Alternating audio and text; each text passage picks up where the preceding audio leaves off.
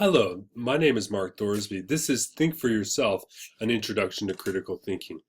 If you'd like, follow along. We're using a textbook called A Workbook for Arguments by David Morrow and Anthony Weston. So we're using the second edition, and it comes out by Hackett Publishing. Okay, so welcome back, everyone. I hope you guys are doing well. What we're going to be doing, this is actually going to be our last video series here for this, our last video segment for this series. And you'll know that what we've been doing is we've been tracing through some of the basic rules for reasoning. On the one hand, we've looked at how you can use these rules for reasoning to critique and understand other people's arguments. But of course, another obvious application here is we can use these rules of reasoning in order to better inform our own arguments. So that way when we make arguments, they're not only clear and understandable, but they're persuasive and logical. So for instance, last time we looked at the idea of extended argumentation using sources and so on and so forth. What we're going to be looking at today for our sort of last video here is we're looking at, sorry about that, we're looking at Chapter 8, Argumentative Essays. And in fact, there's actually one more chapter that I'm not covering in the video series here, which is on how to give oral presentations. And it gives some really good tips about developing solid, persuasive, logical oral presentations. That's Chapter 9. Take a look at that on your own. But really what I want most of my students, and probably most of the people watching this video, have had to write an argumentative essay or will have to write an argumentative essay. So we're going to see here really 1, 2, 3, 4, 5, 6 different rules of reasoning that can really help you in terms of writing a solid argumentative essay. Now, keep in mind here that in our last section, we were looking at the idea of considering alternatives. Whoops, let me zoom out here. We've been looking at the idea of extended arguments, and some of the things we'd notice here is that when you have an extended argument is basically an argument that's backed up by further arguments, which are backed up by further arguments and still further arguments. And essentially this is what an argumentative essay is, in the sense that as an argumentative essay it includes sets of extended arguments. The difference, though, is that an argumentative essay should also be attuned to presenting your information and your argument in a way that's interesting, clear, and precise, which isn't exactly the same thing or same task as just writing a regular argumentative essay. So, or just writing a regular extended argument. My apologies there. So let's jump into it. Let's just start off here. Well, what exactly is an argumentative essay? Now, I like to start off here with a little picture of this gentleman here. This is Michel de Montaigne, or Montaigne, as he's referred to in the English-speaking world. He's a 15th century French philosopher who's typically credited with being the person who invented the essay. So if you're one of these people who hates writing essays, here's the person you can hate, Montaigne. Now, Montaigne, he writes actually a set of essays, and we would see them as essays today, and the name of his book is called The Essays. For instance, right here it is. And what Montaigne does is he basically writes short excerpts on a whole bunch of different topics, none of which he was an expert on. And so the question emerges, well, what's the subject of the essay? And so this is the note to the reader he included in his 1580 edition of the essays. He writes, "Reader, thou hast here an honest book. It doth at the outset forewarn thee that in contriving the same, I have proposed to myself no other than a domestic and a private end. I have had no consideration at all, either to thy service or to my glory. My powers are not capable of any such design. I have dedicated it, that is his work, to the particular commodity of my kinsfolk and friends, so that having lost me, which they must do shortly," he has to die, "they will therein recover some traits of my conditions and humors, and by that means preserve more whole and more lifelike the knowledge they had of me.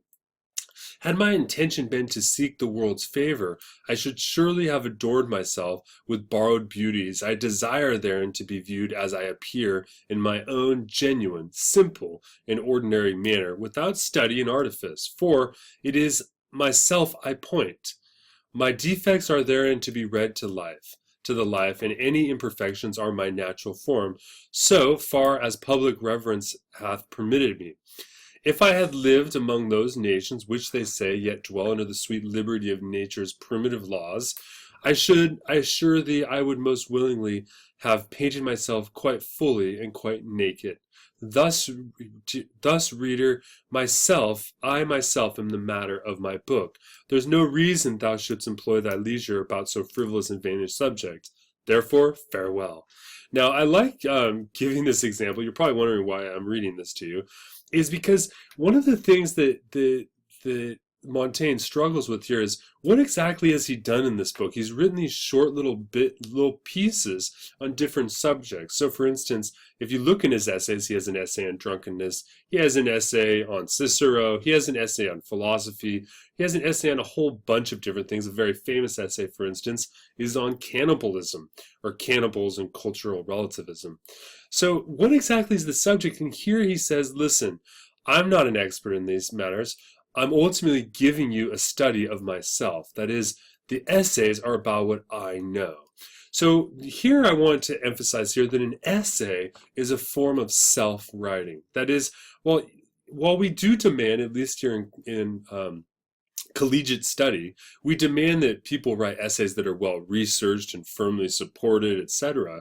At the end of the day, the essay is ultimately about you, and it's ultimately about what you write and what you think. So one of the important elements here is that when you write an essay, you're making the point, you're making a claim, and you need to defend that claim with arguments, because the argumentation is what enables people to understand clearly your ideas. And sometimes you'll find that you may even have ideas that when you try to develop them into arguments, you discover are actually unclear and are not good arguments. So there's a really important part about writing an argumentative essay. Not only does it help deliver and clarify what your ideas and claims and proposals are to others, but it also plays an important role in helping you clarify yourself to yourself. Okay, so that's a little bit about what an essay is. And when we talk about argumentation, we're really talking about the logical ordering of premises and conclusions. As you know, the very first rule of reasoning we looked at in this series was the idea that you have to be able to recognize the difference between a premise and a conclusion. The premise is the evidence or those sets of reasons that are given in support of a conclusion, whereas the conclusion is the ultimate claim or the thesis that you're presenting in your essay. Okay, so that means that when we talk about argumentative essays, we're talking about how one can develop in a logical order their own ideas and present them to others in a way that's persuasive, informative, and important. So that's the first sort of thing. So, and that's not in the book, but I think it's somewhat helpful to give you a little bit of background here. Now, we're going to see here that the rules, I think, that are discussed by Morrow and Weston are fairly straightforward, and there's nothing in these rules that a good English teacher would not have already told you, right? So, but I'll just sort of go through these rules, right? So here's rule 34, jump right in. So jump right in. The idea here is that when you start off your essay and you start off writing an argumentative essay, you want to immediately get to the point. What you want to do is you want to avoid lots of rhetorical wind-ups and paddings and pleasantries and neat phrases. A lot of times, and you see this especially in younger authors who haven't written as many essays, that a lot of time they will spend their time developing linguistic or rhetorical flourishes rather than substantive points. So you want to be substantial in what you say. You don't want to waste your language or your words. You want to get to the point, right? Also, just think about it this way, especially if you're writing for college or for a class or something like this, you don't want to, you want your reader, in many cases your teacher, to know immediately what it is you're talking about and what the point of your argument is. So for instance, take this as sort of an example. Imagine if someone writes this, they start off their essay by saying, they start off their essay by saying, for centuries philosophers have debated the topic of personal identity. Well, that's not really that good. In fact, that's sort of a bad introduction. Now, it's true, in fact, that philosophers have for centuries debated this topic, right? But this doesn't really tell me what this essay in particular is about. Remember, if an argumentative essay is a form of self-writing, I want to know what the purpose is immediately. So, for instance, a better way of starting the paper might be to say, someone might write, for instance, in this paper, I argue that personal identity consists in the psychological continuity of an individual, etc., etc. This tells me precisely and immediately, without sort of leaving me hanging, what the ultimate point of the article is, or what the essay is about. So what you want to do is you want to get to the point, right? And I've heard, when I was in graduate school, I heard this great advice from my professor, Simon Critchley. And one of the things Simon said is, less is more. Less is more. That is, you don't have to write long-winded essays to actually say a lot. In fact, writing less means that you're actually using your language more efficiently. And that means you're jumping right in there and you're getting to the point. So less is more, jump right in there and get to the point. Now, when you start off a paper, sometimes, and this is sort of borrowing a little bit from journalism here, journalists will call the beginning of an article or a report the lead. And sometimes it's spelled L-E-D-E. Right? But this is basically, there is this sense that when you start off an essay, you not only want to get to the point, but you also want to get your reader interested in the point and in the essay itself. So that we can make a distinction here between a hard lead and a soft lead.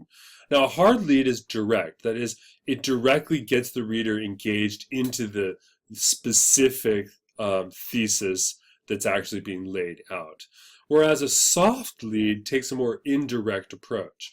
Typically speaking, if you have to write a short paper, then you're just going to be using a hard lead. That is, you're going to directly get to the point and directly try to interest the reader in some way. Whereas if you're writing a longer essay, you have more room and more space to do things a little bit more indirectly, a little more softly. So you can use this language we borrow from journalism here to think about the way in which you can start off a paper. But basically, you want to get to the point in whatever way you can. Usually, I think the direct approach is the best.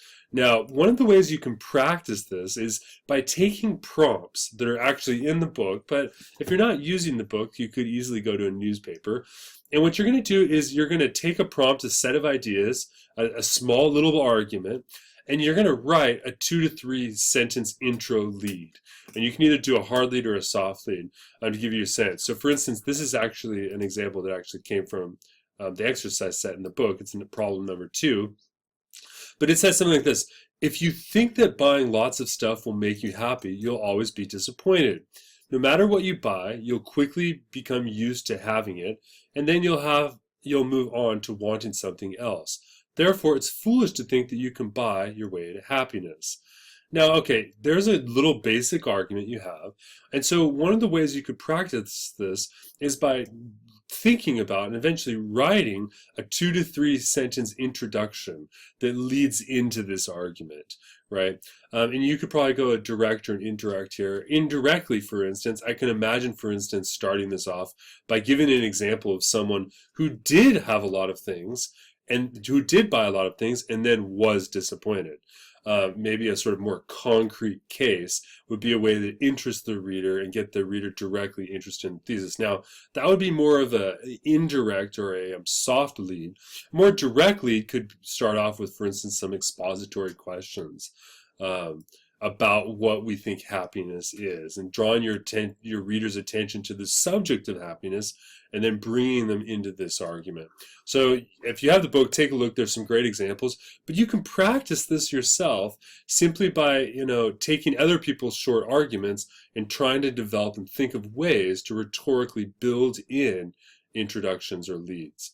Okay, so that's Rule 34. Now, Rule 35 here is the idea is once you start your essay and you're actually writing the essay and you're in the middle of it, you want to make sure that you do this, at least, and that is to make a definite claim or proposal. I think you could probably even rephrase it as make sure you have a clear thesis, which if you've ever taken English or taken as many English classes as I have, you've heard that from your English professor before, or your literature professor, right? You need to make your thesis, a claim, you need to make it definite and clear and specific, okay? I think the key thing here is to remember that you need to be specific and clear, right? And you need to avoid generality and aim for simplicity. Let me say a little bit of word about that.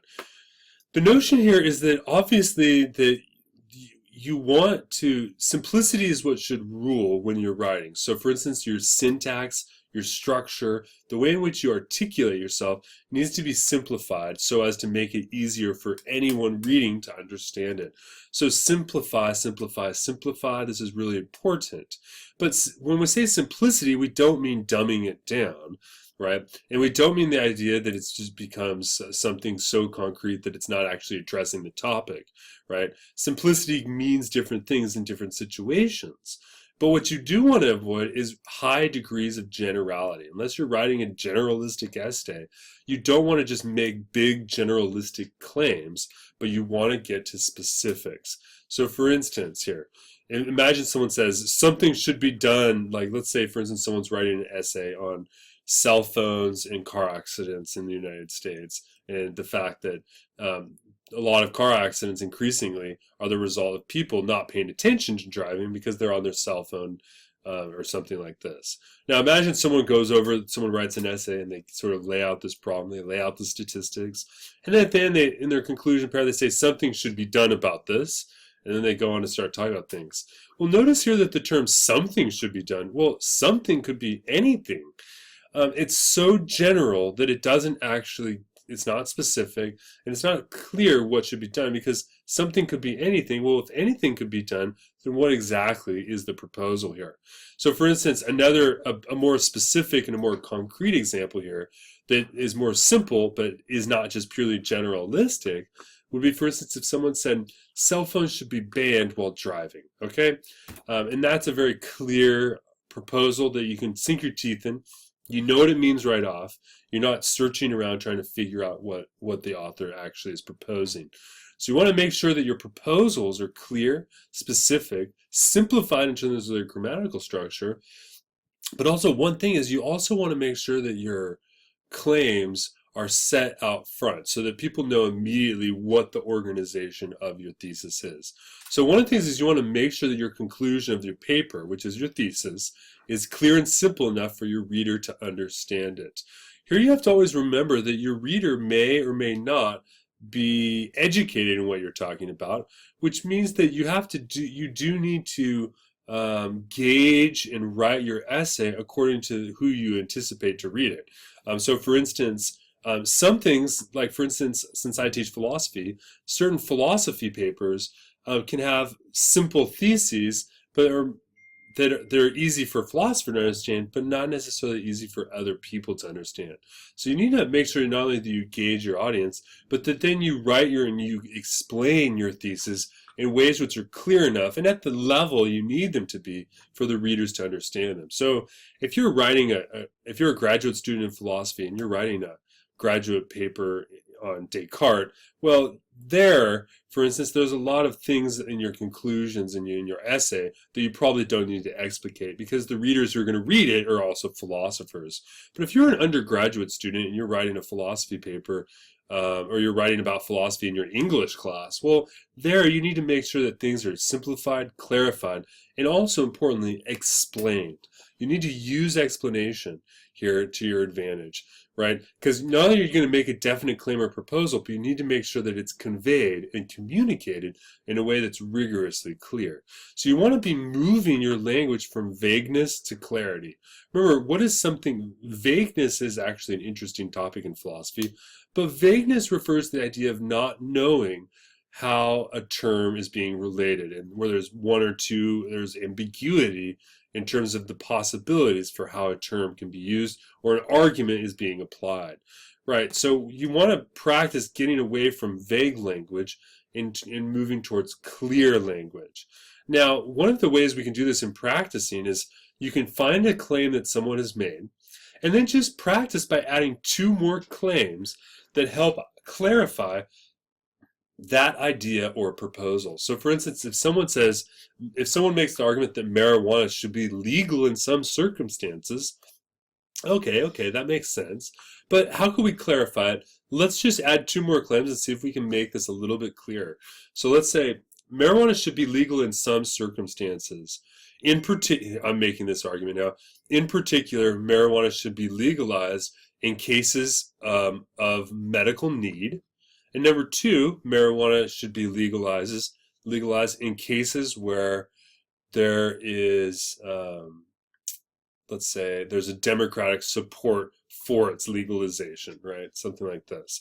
Now, who knows what the person who makes this argument really thinks, but just to practice, you can see that by adding first the medical element and then adding the democratic element, we're able to actually make this discussion about legalization of marijuana in the some circumstances that count. We're able to put more bones or more meat on those bones, that is. Okay, so that's a way you can practice. Okay? Rule 36, your argument is your outline, okay? Now remember, we talked a little bit this last time, and we gave the example of extended arguments.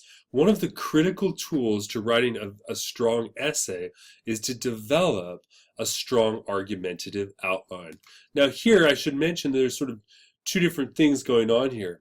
Most people, when they write an outline for an essay paper, it's not only an argumentative outline, but it is also a rhetorical outline. So for instance, people are writing there, I'm going to quote this here, I'm going to, and then in this section, I'm going to make sure to give the example that was persuasive from my project, and et cetera, et cetera. So people are doing a lot in their outlines, but here, think about your outline as itself, the argument. Now remember, arguments have both premises and conclusions, and the premises support the conclusions. And then here's a sort of example. I'm not going to go through this. I just pulled this from the internet, right? You can say, for instance, that you can see here is that an argument can be supported by other arguments, right? So you see here, these are premises that support this conclusion, which can support this premise, which supports this premise, which ultimately supports this conclusion. And we talked about this in our argument diagramming section of the video series. But here I want you to think about how when you develop an outline for your argumentative essay, really make sure that the outline itself is an argument. One of the great strategies you can actually use here is, for instance, taking these classic valid argumentative forms like modus ponens. You'll recall we did talk about a modus ponens is a if P then Q, P therefore Q. That's an argumentative form. And what you can do is you can use that argumentative form as the basis for your overall argumentative thesis, and then give other supporting arguments for that larger argument. Okay, and by outlining it first, you'll be in a much better position to make it persuasive and clear to your reader. So here's a couple of elements of advice that I think might help you that follow along this vein. Number 1, you want to start by summarizing the overall argument. So generally speaking, when you first start an essay, you really want to summarize the overall structure of the whole essay. That is, you want to give your reader a sense of what you're going to be talking about right from the very beginning. So be in the practice of being able to summarize your overall argument. A lot of times if you can't summarize your overall argument, it's because you may not even have a very clear argument to begin with. So practice summarizing your arguments, and if you can't do it, then you know that you need to work on the argumentative pieces that go into your argument. Number 2, you want to give your reader a roadmap or an overview. That is, you want to tell your reader, really usually it happens sort of at the end of the introduction. You want to tell them what you're going to talk about, because once you go into the nitty-gritty, you don't want your reader to lose a sense of what the overall argument is or what the thesis, the final conclusion of the paper is going to be. So give your reader a sort of a quick roadmap. Usually it looks something like this. In part 1 of the paper, I will address X. In part 2 of the paper, I'll address Y. In part 3 of the paper, I'll address my thesis and the counter arguments to my thesis, and then that's it, right? Give a sort of roadmap to your reader so it's clear to them. It'll also help you as a writer so that you're clear about what you're doing. Number 3, explain each premise of your argument in its own paragraph. Then move to the next premise or the supporting premise and then write a paragraph for that. So think about it like this. If your outline is your argument, then that means that your paper, which is composed of paragraphs, each paragraph essentially will be related to a specific premise or a supporting premise for your overall argument, right? And then you basically just want to go through each of the premises until you arrive at the conclusion.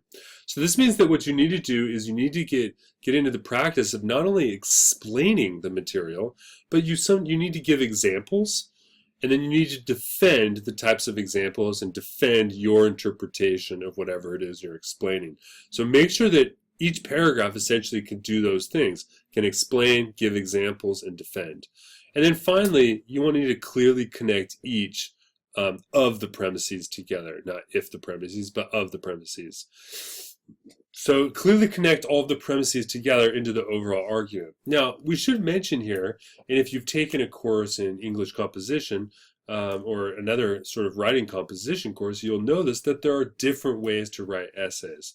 There's more classic style, there's what's known as the Toulmin or the Rogerian, and there's a whole bunch of different styles of writing essays. I should say that by no means is this little list ultimately sufficient for all of those different styles. So there's a lot more research here you could do to learn, so I encourage you to do that. So, but your argument is your outline. So one of the ways you can practice this is by writing paragraphs for the definite claims that you've made in the past. Now, if you're working on the exercise here, what the exercise asks you to do is when you made those definite claims, like the example we had was about marijuana usage and under what conditions that might be justified or legal or something like this. Once you sort of have the definite claim, now practice writing a paragraph, for instance, that supports that definite claim. So it's practice, practice, practice. A lot of times people, they only practice on their final draft. That's usually a recipe for disaster. So you want to get in the habit of practicing this stuff before you really have to do it. Okay. Rule 37: detail objections and meet them. Now, the first things first. You're not always right, and your paper is probably not right either. So what does this mean? It means that to be a good writer, to make a strong argument, you have to consider the ways or the possibilities that you might be wrong, the different defects that your argument might actually contain, right? So for instance, think of every argument can have different types of objections, different kind of ways it could be wrong, right? You could have objections that are against the facts of the argument you've made. Maybe you have the facts wrong themselves. Maybe the argument itself is fallacious. So for instance, this is where you want to avoid any sort of fallacies or objections. Someone may object against your interpretation of some other author.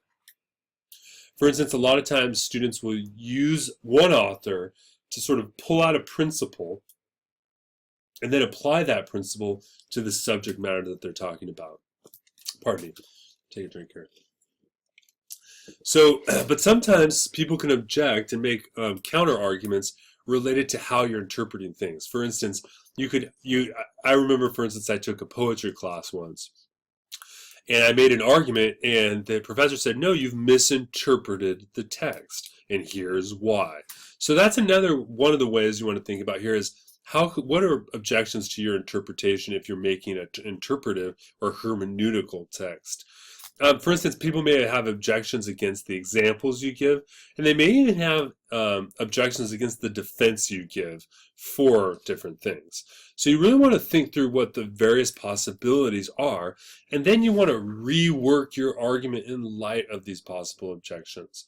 Okay? So that means that we're assuming here that when you write an essay, an argumentative essay, that you write it in draft and then you go back and then rework it. So you want to make sure to do that just as a sort of a get-go here, right? So for instance, what are 3 things that I think that are helpful here? Number 1 is what you need to do is you need to think of, and sometimes you just need to research possible objections.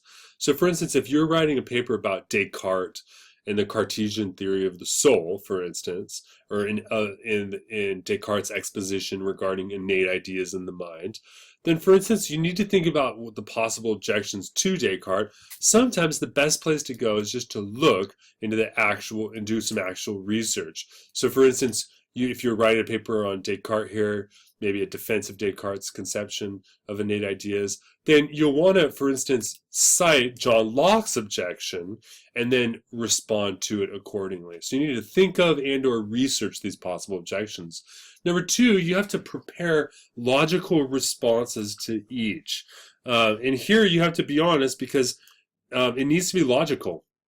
So it could be the case, dare I say, that you discover that your objection actually there may be cases in which you can't overcome the objection because you're wrong. If you encounter that, then you really need to rework your paper, right? But you need to try to prepare logical responses to each of these objections. And then third, you need to embed these responses into the paper itself.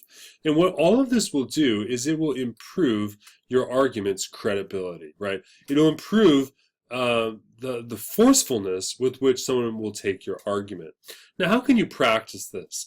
Well, practicing simple. You need to learn how to develop an objection, and then number 2, you need to practice offering brief responses to the objection.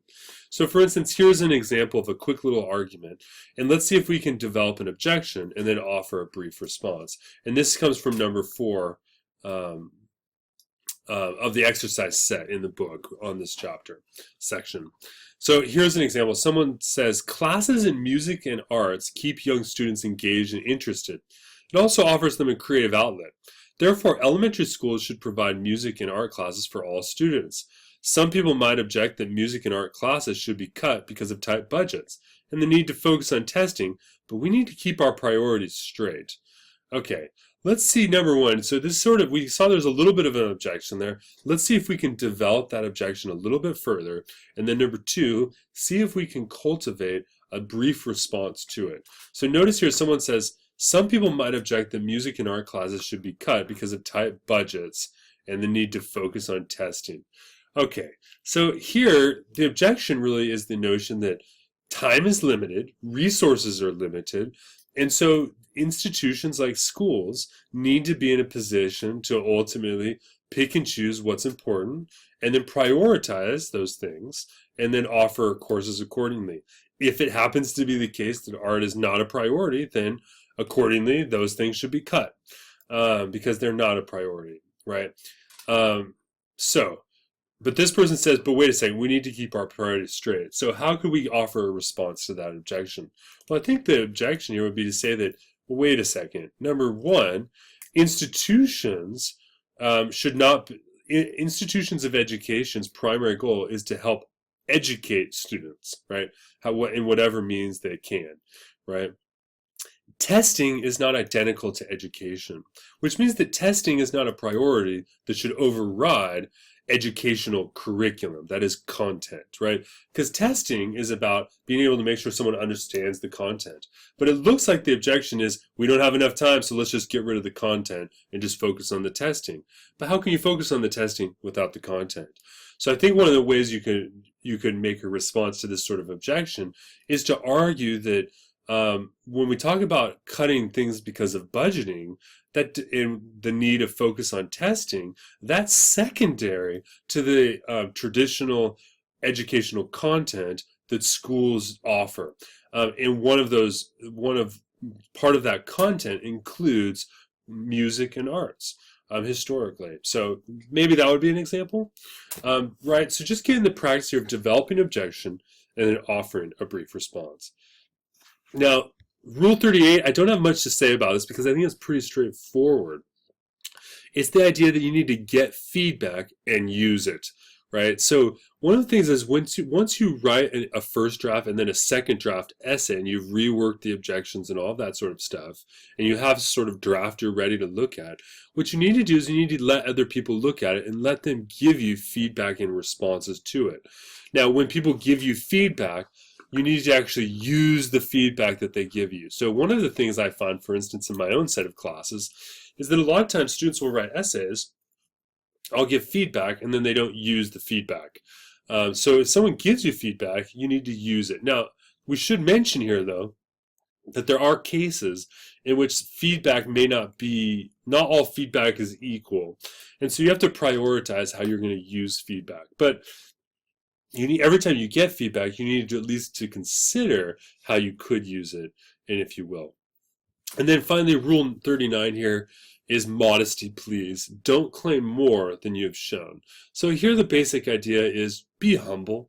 Remember when you're writing an argumentative essay that you're actually learning about what you think. And the truth is that you don't know everything, right? I don't know everything.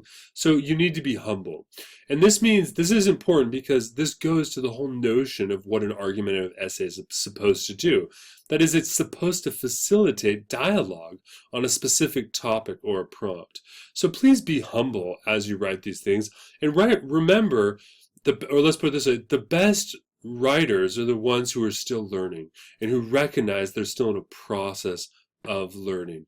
So a lot of times what I've found in the past is that if a student writes an essay and that it lacks modesty and they sort of presume a lot of things, it's usually a poor essay. And it's not poor because I don't like their writing style or whatnot. It's poor because they're so confident that they haven't considered other objections, for instance, or they haven't considered other points of view or other modes of interpretation that need to be addressed. And we all can fail because of those sorts of mistakes. So please be modest, right? Remember, you're still in the process of learning, and all of us are, really, right? Let me go back here to the beginning here. So as you can see, that'll actually conclude our discussion now for argumentative essays and what the rules of reasoning are for them. Now, there is a lot more we could say here, and again, this video series is fairly broad and general. But I'm hoping that these rules of reasoning are sort of a quick guide to help you, and more importantly, that these practice exercises will help you cultivate yourself as a strong writer and as a strong critical thinker. Thank you very much for watching. I appreciate your patience, and I appreciate you watching. I'll see you guys online.